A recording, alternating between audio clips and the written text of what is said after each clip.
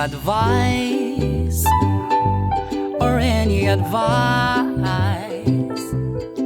mga habot sa isipan, may kasimbagan, sagot ka dyan, sagot ka dyan. Marahay na aga po sa Indogabos. Ini po si Abogado Juan, Attorney John Bongga. Makakaibanan po nindo sa laog nin sarong oras, kunyan na aldaw na Sabado, alas 10 hasta alas 11 din pagkaaga, sa Home Radio Naga 95.1, asin po sa 97.5 Bangon OK FM. Sa maabot pong simana, iyon na po ang Kwaresma.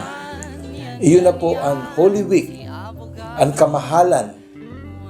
Iyo po yan ang panahon kang taon na kung sain pigko-commemorarta ang passion, ang sakit, pagsakit, siring man po ang kagadanan, asin ang pagkabuhay kan sa tuyang kagtubos, ang sa tuyang kagurangnan, Yesu Kristo. Asin, ngunyan pong taon na ini, ninhuli po iyo po ang 500 years of existence of Christianity, 2021, 1521 to 2021. Digdi po sa Pilipinas. Pinagmarita po na makaulay ang saro pong Dean and Law Professor na kaklase ta po sa College of Law, saro po sa mga top-notchers kang kita nagbar kang taon 1989. Siya po ang pigtuyuta sa paagining Zoom na makaulay. Digdi po sa segment kang One in Action. Para po maraman ta ang papel, the role of morality sa legalidad, sa lay, sa batas. Ano ang relasyon kang morality sa legality? Iyan po, i-explicar ni Dean Tony Lavinia. Sarong profesor, sarong writer. Siyempre po, yaw kita sa Bicol, pinagmarita, na sa one-on-one, makaulay ta po ang sarong aktibong kura paroko. Kan sarong parokya, dyan po sa Barangay Malawag, Nabwa, Camarines Sur. Mayong iba po si Father Charles Audal. Maraman ta po kung ano ang mga lockdown na ginibo. Poon ka nag-lockdown. Ninhuli po sa pandemya. Ang simbahan katolika. Kung ano man po ang gigibuhon. Ngunyan na Holy Week. Kan simbahan, may prosesyon, umayo, may bisita altares, bisita iglesia, may tuntun, maaraman ta po yan sa pagbuelta kan Abogado Juan at your service. Ang Abogado Juan at your service. Hatod sa Indo ka Northern Quest, Canadian Immigration Services and Filipino-Canadian Immigration Lawyer, Attorney Earl Francis Uriño Dacara, and home-baked by Farah. Craving for authentic and mouth-watering Japanese food in Naga? Come to Okuya. Okuya specializes in sushi, ramen, and tempura, and many others. Okuya, located at Magsaysay Corner, Dayangdang, Naga City. Ang lala ng mata ko! Kaya ako makita! Ang labo ng mga mata mo. Malabo ba ang iyong mata? Nahihirapan ka bang magbasa? Ang solusyon? Mariano Optical. Meron silang computerized and comprehensive eye examination, branded yet affordable frames, full ultraviolet protection in clear lenses, at contact lens center, all day, every day with Zeiss lenses. Mariano Optical, located at the ground floor, Libes Building, J. Hernandez Avenue, Naga City, with Rinconada Branch at number 79, Goleta Building, San Juan, Nabua, Camarines Sur, near BDO. You may call Mariano Optical, Naga Branch at 0950-579 0917-54465 or Nabua Branch at 0939-371-7065. Nakahanda si Dr. Marites Mariano Castro at si Dr. Mariel Mariano Castro para tugunan ang inyong pangangailangan. Mariano Optical, serving Bicolano since 1978. Mariano Optical, your vision and eye care specialist. Abogado Juan at your service.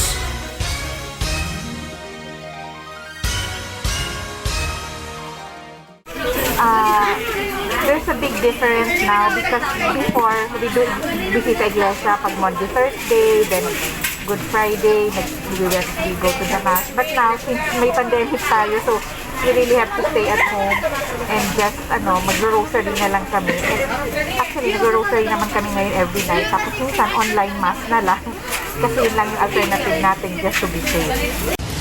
Sa indong kamautan, tangarig masimbaganan sa indong kahaputan, matuyo, madango, asin mataoning kasimbagan. Si Abogado Juan sa Juan in Action. Magandang umaga po, Dean Tony Lavinia.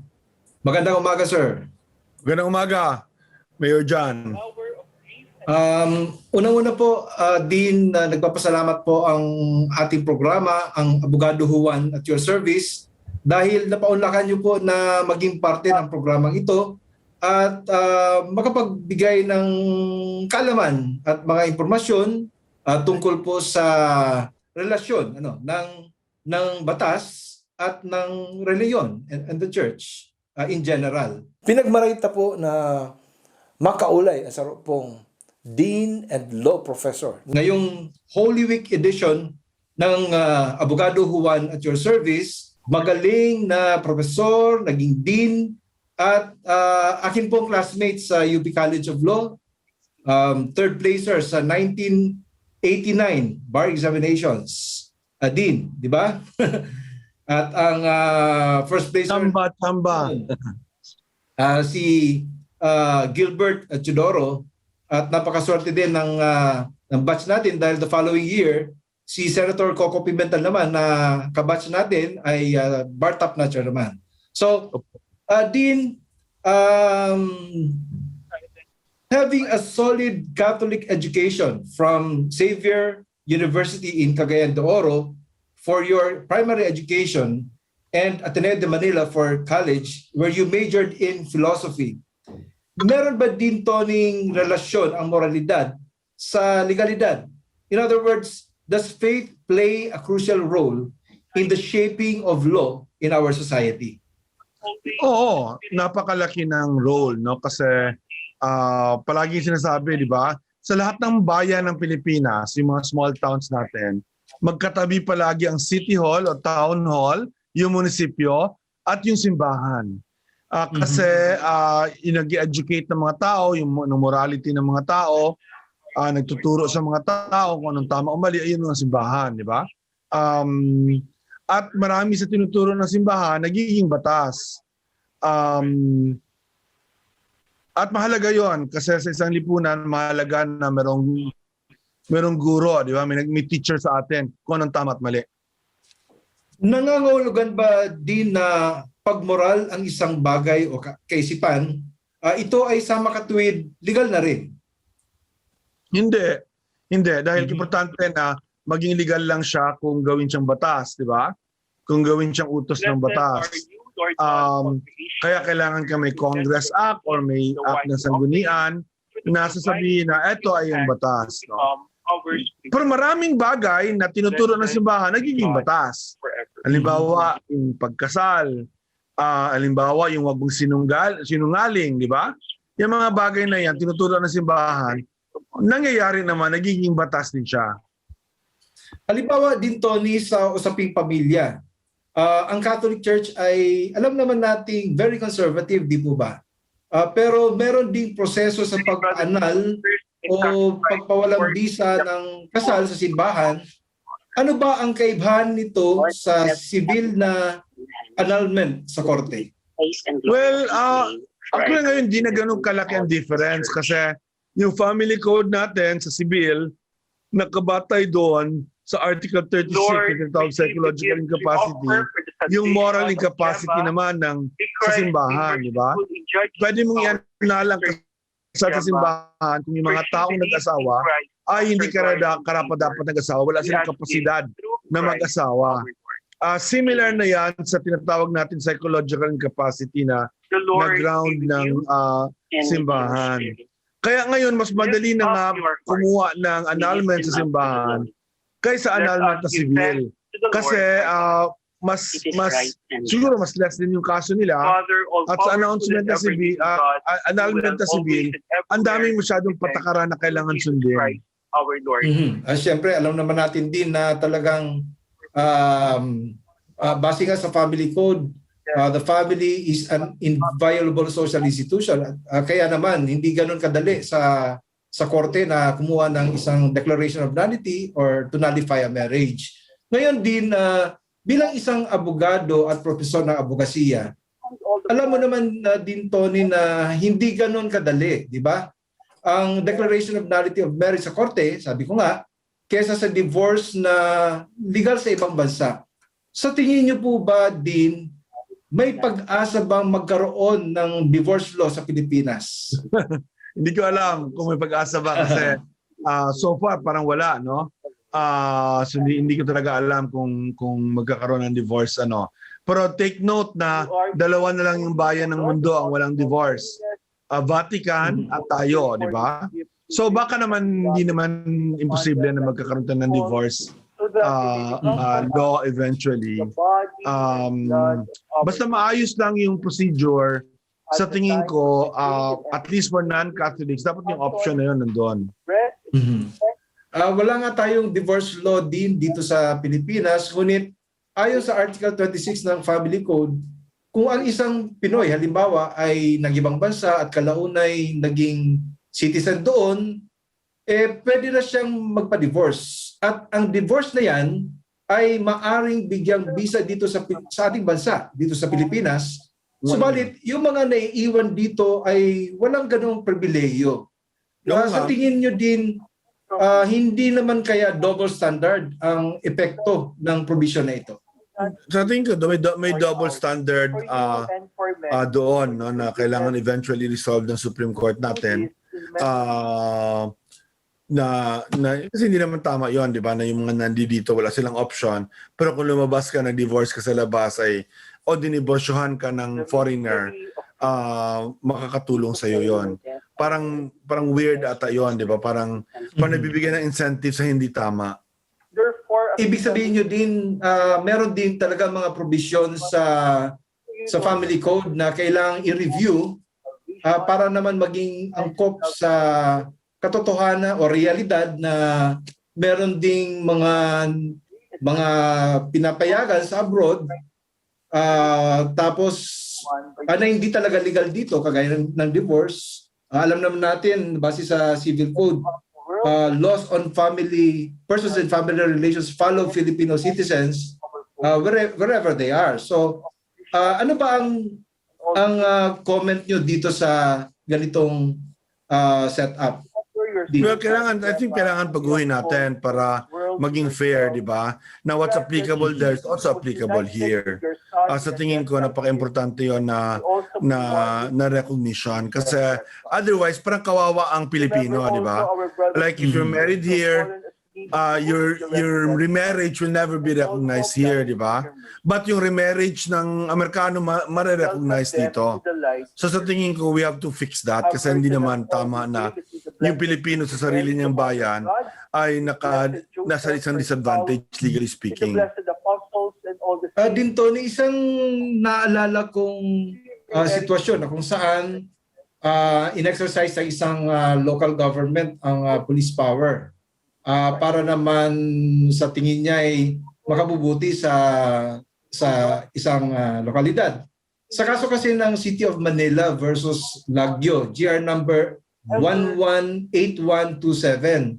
Ito ay dinesisyonan ng Korte Suprema noong April 12, 2005 na kung saan ay dineklarang illegal ng LGU ng Manila yung ilang uri ng entertainment business sa Ermita tulad ng mga saunas, motels at iba pa, ipinawalang bisa ito ng Korte Suprema.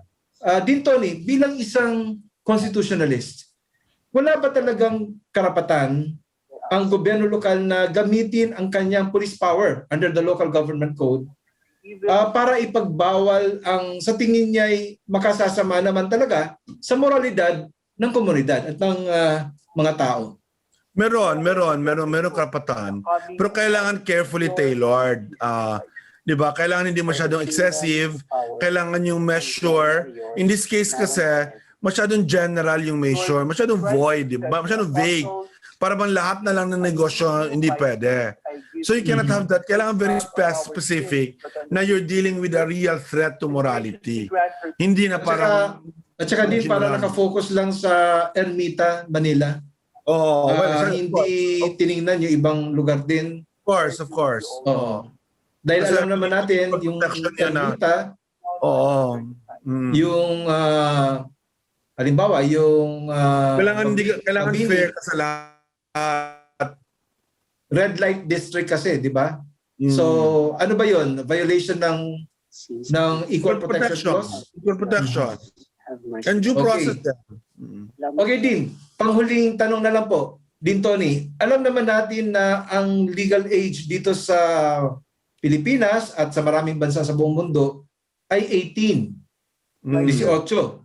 Did it ever occur to you, Din Tony, na hindi ba sa tingin mo'y na disenfranchise ang malaking sektor ng mga kabataan na dapat naman siguro'y sa modernong panahon ngayon ay dapat na ring marinig ang boses sa pamamagitan ng pagboto, the right of suffrage under the Constitution, which is supposedly a basic right of Filipino citizens. Sang-ayon ba kayo sa ideyang ito na ibabaan ang voting age o meron kang apprehensions pa rin dito sa From 18 to 16, ganon? Ang mga ganon po, Din Tony. Ang apprehension ko lang kasi, kung masyado naman mababa, di ba? Whether or not nandun yung maturity to make the right decisions. Di ba? The reason na 18, dati nga 21, di ba? The reason na 18, kasi we kind of expect sa 18, pwede ka na mag-asawa, pwede ka nang, di ba, pwede ka na magtrabaho na walang permiso. Yung mga ganong klaseng nandun na yung na, that's because at 18, you can make decisions already that make sense, that's rational, di ba? Sa 16, meron namang 16-year-old na ganyan. Pero may mga 16-year-old din na talagang batang-bata pa, di ba? So I think it's safer to keep it at 18 if you ask me. At saka baka kasi yung legal age 18, yung di ba yung difference between juridical personality and capacity to act, under parental authority pa rin yung below 18. So maraming mga batas din sa Kodigo Sibil, sa Penal Code din. Yung mga seduction. We have to be consistent lang kasi. Abduction. So it will open up a review of a wide range of laws, di po ba din? Pagbabaan mo lang yung voting age, baka magkaroon din ng impact hindi lang sa constitution, sa suffrage, kundi sa iba't ibang batas pa ng ating bansa. Exactly. I agree.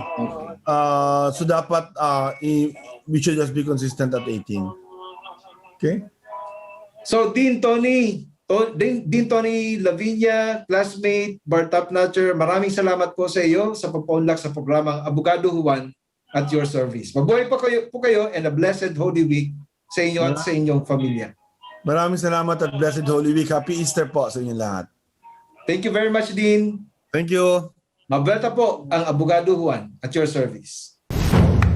Ang Abogado Juan at your service. Hatod sa Indo ka Northern Quest, Canadian Immigration Services and Filipino-Canadian Immigration Lawyer, Attorney Earl Francis Urino Dacara, and home-baked by Farah. Craving for authentic and mouth-watering Japanese food in Naga? Come to Okuya. Okuya specializes in sushi, ramen, and tempura, and many others. Okuya, located at Magsaysay Corner, Dayangdang, Naga City. Ang lala ng mata ko. Kaya ako makita! labo ng mga mata mo. Malabo ba ang iyong mata? Nahihirapan ka bang magbasa? Ang solusyon? Mariano Optical. Meron silang computerized and comprehensive eye examination. Branded yet affordable frames. Full ultraviolet protection in clear lenses. At contact lens center. All day, every day with Zeiss lenses. Mariano Optical. Located at the ground floor, Libes Building, J. Hernandez Avenue, Naga City. With Rinconada Branch at number 79, Goleta Building, San Juan, Nabua, Camarines Sur, near BDO. You may call Mariano Optical, Naga Branch at 0950-575-4465 or Nabua Branch at 0939-371-7065. Nakahanda si Dr. Marites Mariano Castro at si Dr. Mariel Mariano Castro para tugunan ang inyong pangangailangan. Mariano Optical, serving Bicolano since 1978. Mariano Optical, your vision and eye care specialist. Abogado Juan at your service.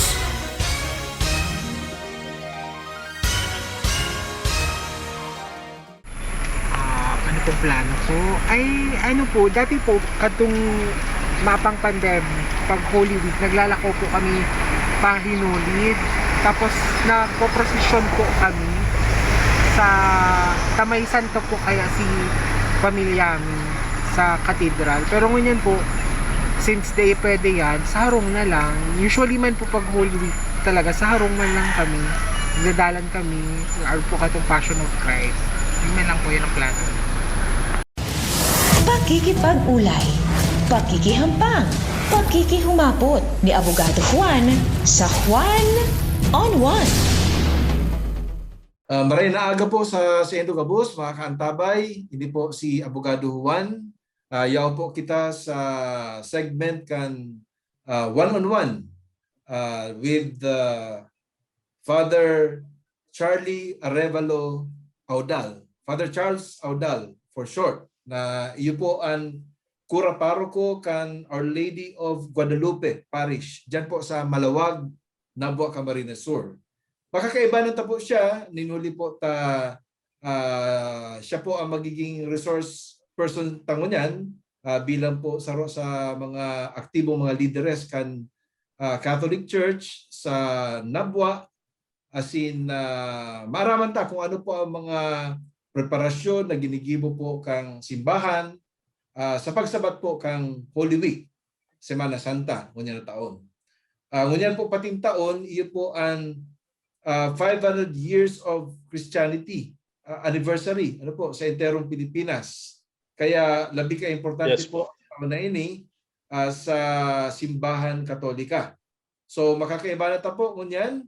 Apera po kan sarong pang gesta na sarong profesor, sarong dean sa law school, si Dean Tony Lavinia.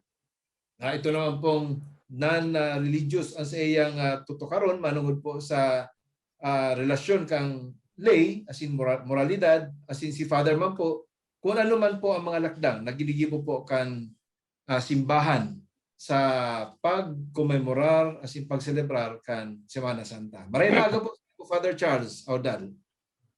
Good morning po sa Indo po gabos na nagiinan nyo kasi nagdadalan, and lalo na po sa imo po attorney and sa tuyong mga duwang resource speakers man po. Ayun po. So maswerte po kita mga tugang, mga kaantabay, kaibanan ta po ngunyan na pag-aaga si Father Charles Audal. As in Father, ikaw po namundag sa Cavite, ano po? Pero ang mga magurang mo po, Father, taga-sain talaga? Parehas man po sindang mga Bicolano po. Actually, mga taga-Rinconada, si Mama po taga-Nabua. Si Sari Papa po sa Rinconada? Sari po, Father? Nabua. Tama-tama pala, Father, diyan ka assigned sa Nabua. Si twin brother mo po, si Father ano po, itong kambal mo po, Father? Iyo po, Father Resty po. Father Resty, kumusta na po kay Father Resty? Sa iyang assignment po niyan sa Manila, ano po? Nasa Manila. Ayun po. Father, sa anong taon na po ba kita na nakaka-experience ng pandemya, COVID-19 for in particular, As in, sa tao po kayo ni, ano po ang naging mga lakdang man, mga hiro man kang simbahan para po mapreserbar ang pagtubod kan mga parishioners, kan mga parasimba in particular sa imo pong simbahan. If you would remember po last year na March 15 nag-declare ang president na isara po ang mga simbahan because of the ECQ. Pero after kaito na mag MGCQ, nabuksan na po ang simbahan, siguro mga June, may mga 50% naman po na nga pinalaog sa simbahan. Pero following the protocol, na kayo po magrari kami mag-wear kan face mask, physical distancing, and only 50% lang ani.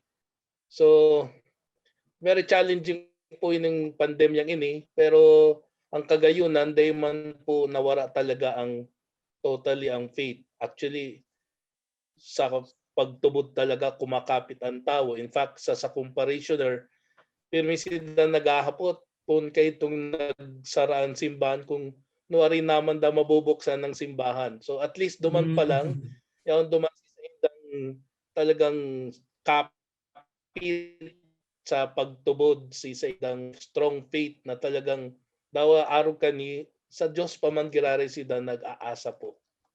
Ayun po, Father. Barita, yan po ang nangyari. As in, bagayon na barita po yan. Bako lang sa simbahan, kundi mismo na ang mga tao pala talagang deman po nagluya sa indang pagtugod po sa simbahan asin sa mahal na Diyos. Ngunyan, paano po nindo pipupugol ang sa indang pagtubod? Ano po ang mga programa na pig-introducer nindo bilang mga padi, kura paroko? Ano po, Father? Sa ibang mga simbahan po, lalo na digdi sa Archdiocese, talagang ginamit ni talaga po ang social media by streaming. Yan talaga ang naging tools mi na po ang internet. Digdi man po sa sakong parokya po, since maluya man po ang internet, bako gabos can afford to have their own internet. Opo. Even sa sakong parish po, maluya man pati po ang signal kan telepono, mga cell sites, digdi po. So ang naging kumbaga instrumento mi lang digdi sa parokya mi ang sound system mi. Ang sound system. Pinakusog mi na lang si sound system. Pinatutok mi si beta. Tanganing hopefully sinaabot kang sound system, ito ang makainganyo sa inda na magsimba. And hopefully, ayun, salamat man, igwa man nagsasabing makusog man, nadadangog ni man po. So I hope duman sila naging paagi ninda sa pagsimba. Kay tumadangog lang ninda si boses ko po sa pagmisa. Ayun po, Father. Ano po, magayon na programa po yan. So, ang ginibo po nindo, itong mga trumpetang ito, may nakaatubang sa atubangan, ikaw sa gilid, tapos sa likod. So, gabos po talaga, aabuton po kang sound system na yan. May man po nagrereklamo na ibang tao, halimbawa ibang tao na, oy, maribok ngayang si Father. May man po nag-aron kayan. Herak nin Diyos, mayo man pong nagreklamo, and sa Roman po bira lang talaga ang misa kay itong time na ito. No, bira lang, I mean, bakong pirmi. Usually sa beses lang kami na misa ano man po, mayo man pong talaga nagsisimba na dakon pa. Pero tarakot po si mga tao kadto. Takot na maray. Itong primerong pagluwas kang COVID dito po sa Pilipinas. Pero iniinganyo mi man sinda na if you have some mga intentions, mga pamisa, you wanted na dawa puro paano madangog mangrari sa sound system na minimisa ng sa indong pamisa, pwede man nido ipadara sa mo through letter, isugo na lang kung sa opisina, limbawa, or ipadara na lang sa kuya through private message. Yan man ang ginigibo man na paagi. At least may intention Yan man po ang ano, and at least daw Father, po paano yung man ang naging ano min, karong survival ano mi man kadtong Mayo pan taon nagsisimba si mga pamisa.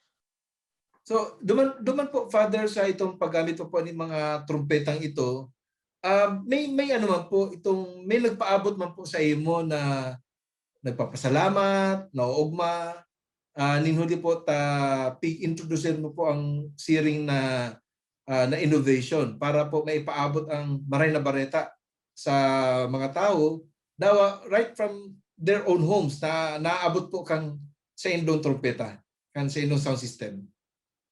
Igwa man po, nagpapasalamat man po na nadanaw dawa puro paano aram ninda bukas ang simbahan at least sa sounds lang na may nagpapasalamat man po. Pero ini-encourage ko man giraresinda na kung halimbawa dahil nindo kami nadadangog, kung may television man sa nakamo, pwede man kamo magdala ng misa sa mga television.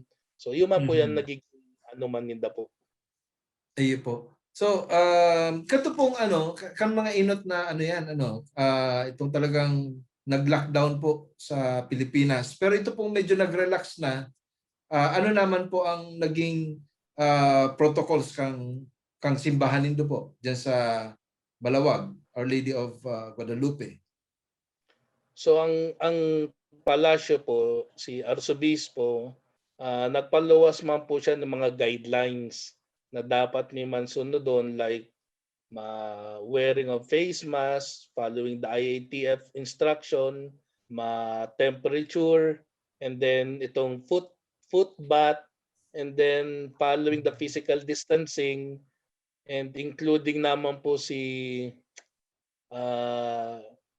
even during communion, they may po ini-encourage sinda na gumamit po kang tang o ang dila receiving the Holy Communion. Pero may lang sindang nakakamot. Nakakamot po. lang po. Itutuon na lang po kang padi o kaya itong mga nagtatarabang po na magpa-komunyon.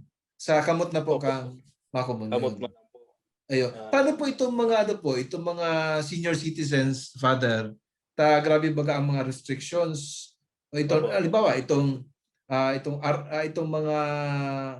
mga organizations kan mga senior citizens po sa simbahan. Paano po to? Paano sinda na reactivate kung human ngunyan naglisa po ang sarong taon poon kang total lockdown digdi sa Pilipinas?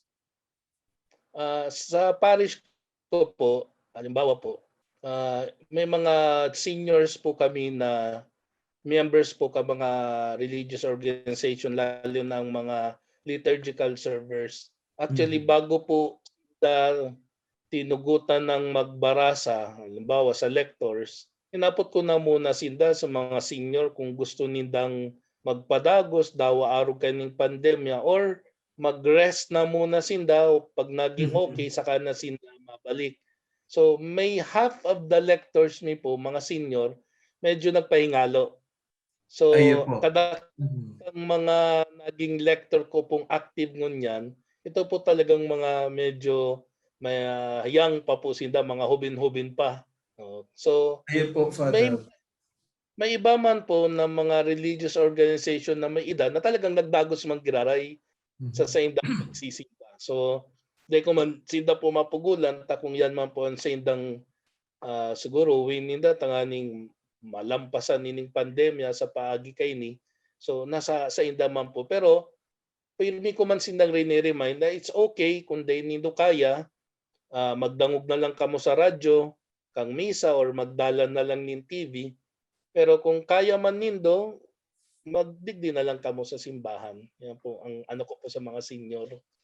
Okay po, Father. At least, di man pala gabo sa senior na mga seniors na kaayon po sa mga manlain-lain na mga organisasyon, talagang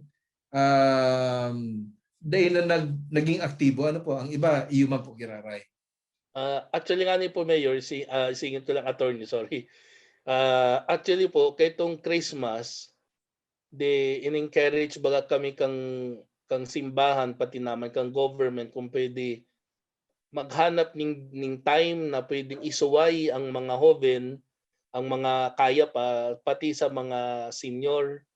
Ayan po. Simbang gabi, kung i-example ko po. So, igwa kami man giraray ning bangging misa. I mean, tong early mass. Exclusive para sa senior citizens. Mga igwa kami ng mga misa po na itong dati pong simbang gabi para po sa mga hoven na kaya. Pero itong mga senior citizen, morning ko sila pinapasimba, 6:30 AM. So ganoon po siya, itong imbis na simbang gabi o itong amay na pag misa, ikaw pong special mass para po sa inda. Na para mas, sa inda lang talaga. bako ng amay na maray, alas 4, alas 5, ano po. Ngani maingatan man sinda, maingatan. Iya po, Father. Aram tamang baga, pag senior citizens, igwa na po mga mati-mati. So ito nga pigapod na comorbid na po sinda, madaling maulakitan po kang virus na ini. So mariman po yaon po an sa indong paglikay bilang kuraparo ko po kang simbahan. Recently po pala, Father, may iba po kita, nagpaluwas po ang IATF ning saro pong resolution na talagang pigbawalan po kuta na ang simbahan. Well, gabos po na simbahan, whether Catholic, Protestant, etc. Na magburukas kan mga simbahan from March 22 to April 4. Ano po? Ngunyan, nag-angal ang spokesperson kang Archdiocese of Manila or administrator, si Archbishop Broderick Pabilio, na itugot garodade man pwede ninulingani ta gulping masasakripisyo mga rights kang simbahan katolika. Aro katong Triduum, itong tulong aldaw na nobenaryo bago po kang kaugmahan, itong resurrection and pagsabat, asin ito pong Easter. Iyan garo day kaya na dayan mangyari, ano po. Sa madaling sabi,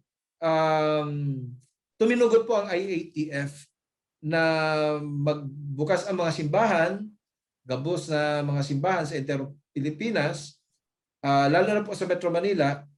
Tayo po baga ang pigsasabing yaon sa COVID bubble, ano po, pati ito kataraid na 4 na probinsya. Metro Manila, NCR, and Laguna, Batangas, Cavite, and Bulacan. Ngunyan, 10% po ang itinugot. What is your reaction digdi po sa naging lakdang kang simbahan katolika sa Manila, siriman po kang naging reaction, as in kasimbagan kang IATF sa kaagadan ito? Primero, attorney, iklaro ko lang po ito pong declaration po kang IATF, para lang po ito sa NCR bubble lang. Ayo po. Manila lang po. Pero di sa Tuya po, 50% pa man girari po kita.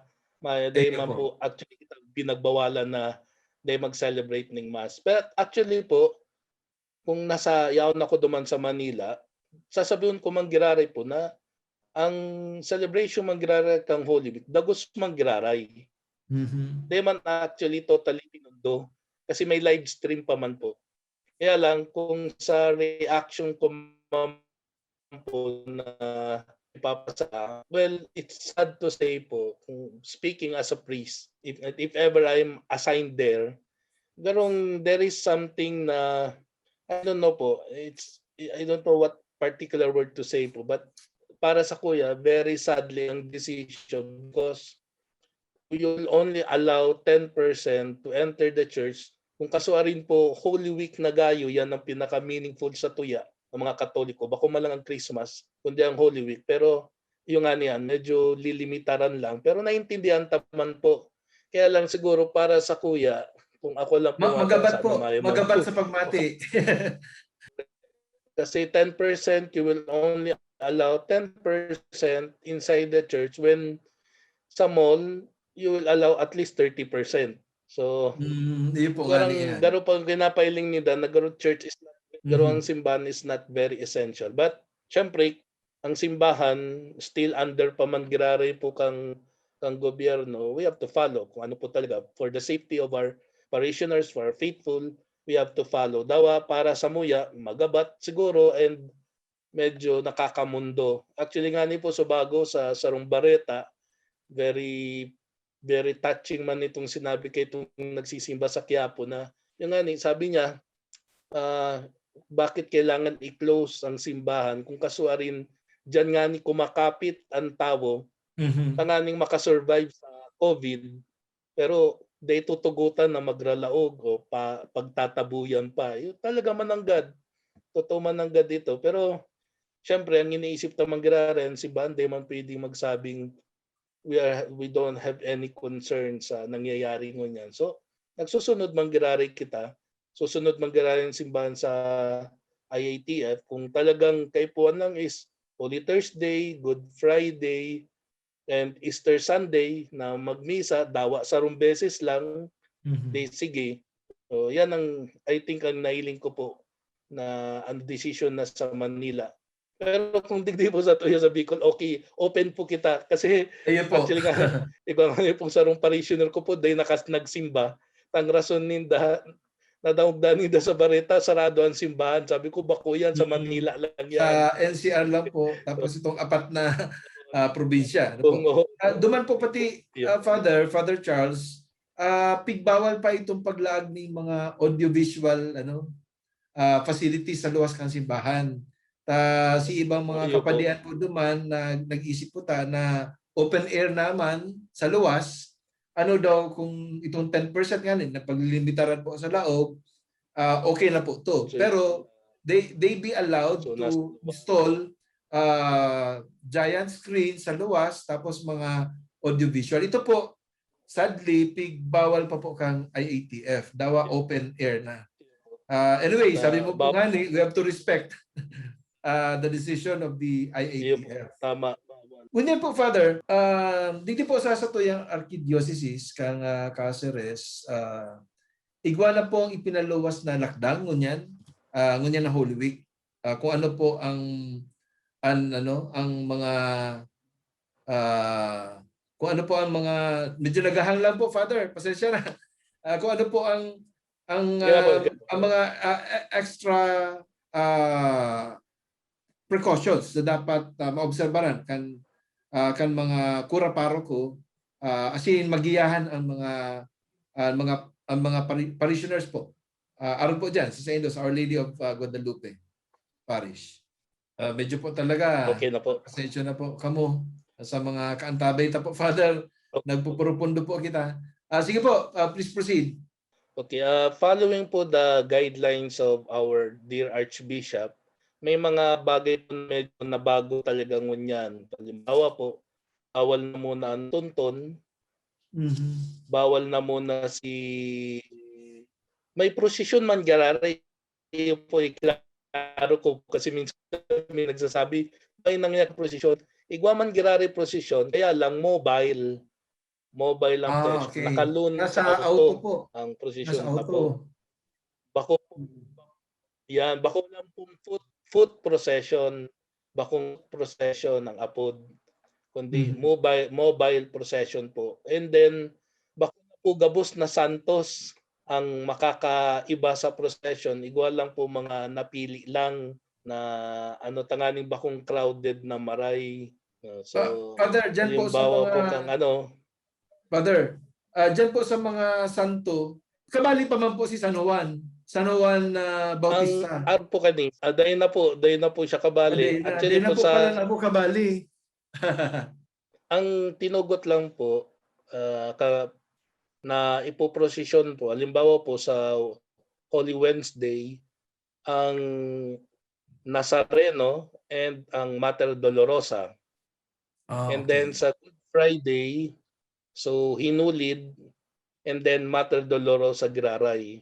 So, ito po talaga may connection sa Holy Week, Passion, Death, and Resurrection of Jesus Christ. Ano po? Yan po. Tama po. Okay. Nayakot ko lang po si San Juan Bautista Father. Tara mo naman, ako po baga, June 24.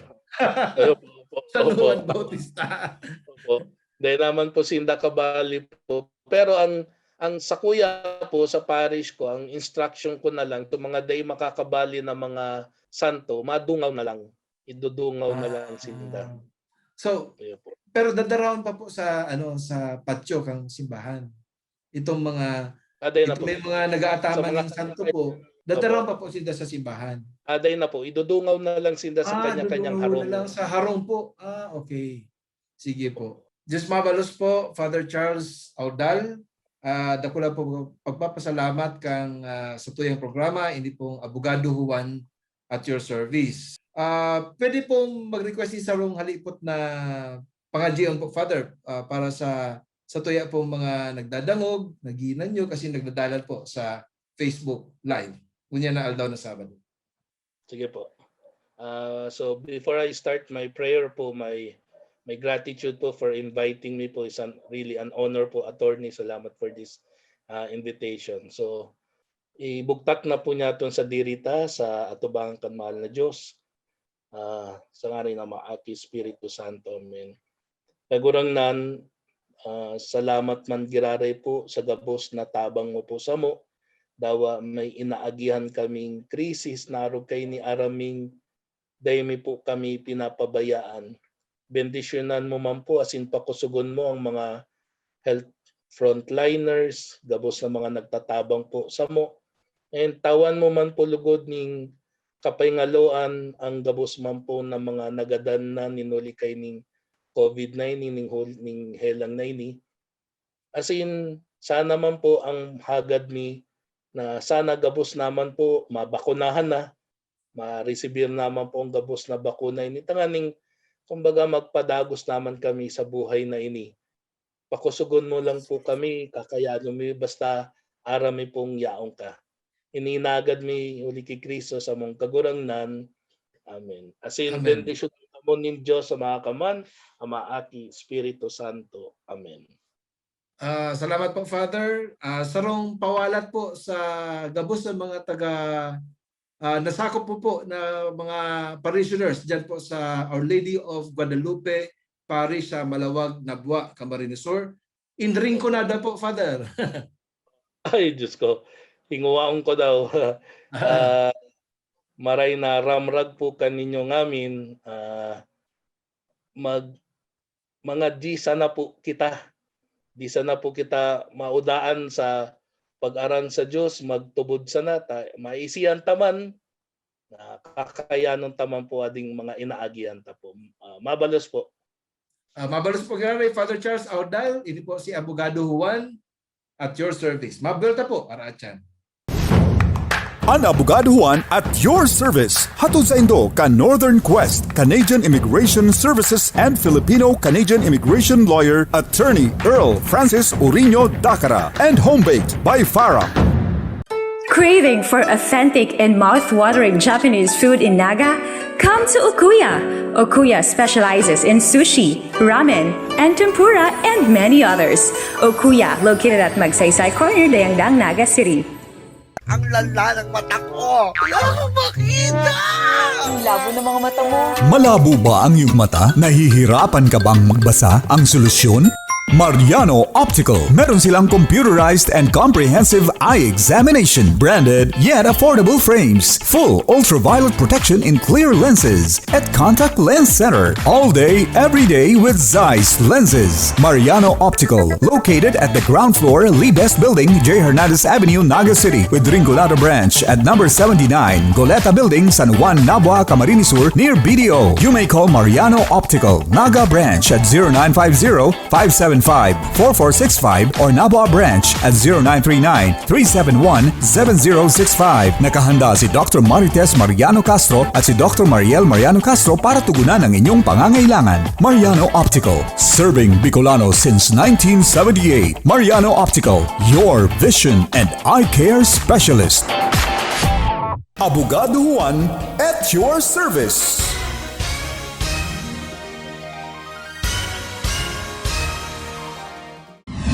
Apod na, kay Abogado Juan. Apod na, kay abogaduhan. Pwede po tabi maghapot, abogado. Abogaduhan, may nag-utang po sa ko. Nagtatago po, tahabo, magbayad. Biningaan po ako kang sakong boyfriend. Padus po akong 8 bulan. Paano na daw po ini? Dahil po maghadit, yaw lang sa inyong abogado. Ini po si Abogado Juan at your service. Abogado Juan at your service! Apod na, kay abogaduhan. Dati po, kasali po ako sa choir. At may binibigay po silang araw na kung kakanta po. Pero sa ngayon po, hindi naman, may plano po siguro. Pero hindi pa po ngayon may pandemya mo po. Kaya sa bahay po muna, nagpe-pray lang po, sumasabay sa kanila. Pag maabot pang Mindanao Holy Week, nag-rosaryo po kami. Tapos, kung bago man pong rosaryo, nag-aalay lakad po kami. Tapos, sharing kaya, pagkatapos po, nag-outing po kami po. Mga kaantabay, nagpapasalamat po ang sa indong lingkod, Attorney John Bongat, Abogado Juan. Sa padagos po nindong pag-suporta, asin paginanyog, pagdalan, kan sa tuya pong programa, Abogado Juan at your service. Every Saturday po yan, alas 10 hasta alas 11 nin pagkaaga. Di po pala malingaw na mag-follow, mag-like and share kan sa tuya pong Facebook page, Abogado Juan at your service. Siriman po, mag-like and subscribe kan sa tuya pong YouTube channel, Abogado Juan. Hindi po baga sa programang ini, sa tama sana kita. Asin pasalamatan ta po ang naging resource speakers tango niyan. Sa One in Action, si Dean Tony Lavinia. Siriman po, sa One-on-One, si Father Charles Audal. Tarigdi po sa programang ini, sa tama sana kita. Tama-tama, ang sala. Hindi po si Attorney John Bongat, Abogado Juan at your service. Liwanag ay hinahanap-hanap ng bayan. Kailangang magbuklod sa isang pangarap, hangaring guminhawa, makaahon umangat. Kailangan ng syudad ay taga-pagtanggol. Kagalingan ng kahimanwa, kayang itambol. Kasama sa bawat laban, ibabandila ang ating karapatan. Abogado ko yan, abogado kang banwaan, abogado natin yan, abogado Juan. Abogado ko yan, abogado kang banwaan, abogado natin yan, abogado Juan.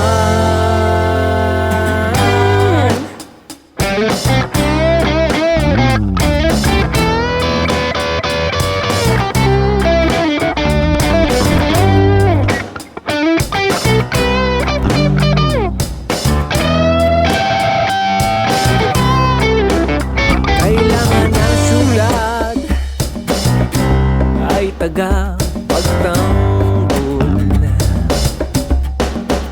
kagalingan ng kahimanwa, kayang itambol. Kasama sa bawat laban,